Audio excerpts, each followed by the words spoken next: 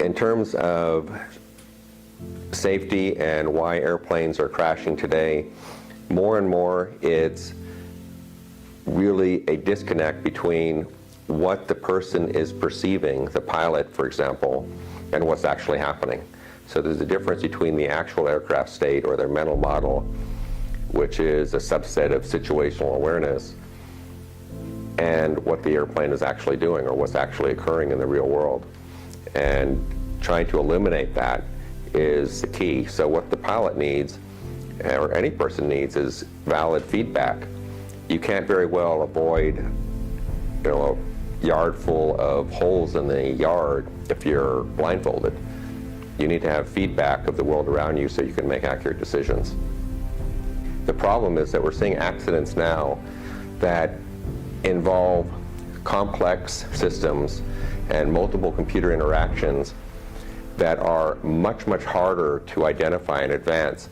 And in these cases, everybody is actually trying to do the right thing. And it's actually much more concerning than just finding somebody who is maybe criminally negligent or doing something actually intentionally wrong. If everybody is doing their best, following the best engineering practices that they know, and we still have an accident, that is something that everyone should be concerned about. The issue doesn't just apply to aircraft, it actually applies to nuclear power plants, weapons systems, anything that involves computer technology and mixing with humans. And this is going to be an ongoing issue. I think we're going to see more and more of it.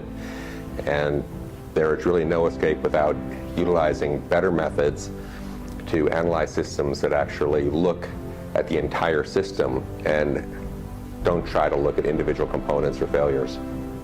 There's a few areas that we still need to look at in terms of safety, and one of the big ones is the computer interactions and the way they are interacting with the human in the loop. And the way to do that is using system theory and system theoretic methods that can capture those. The current methods are all quite old, really dating back to the time of the steam engine, and we haven't changed things much. We need to update. In addition to the problems with the computers, the other side is training. Right now, we're really not training pilots to handle the unusual or the very rare events. We spend a lot of time on the things that we think will be very likely to happen, which we should, but at the same time, the things that are less likely get missed.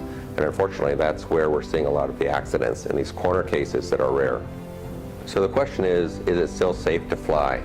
And I would say yes. I would not really hesitate at all to get on an airplane today or tomorrow. In fact, I'm going to be doing one and just getting on one just a few days as a passenger.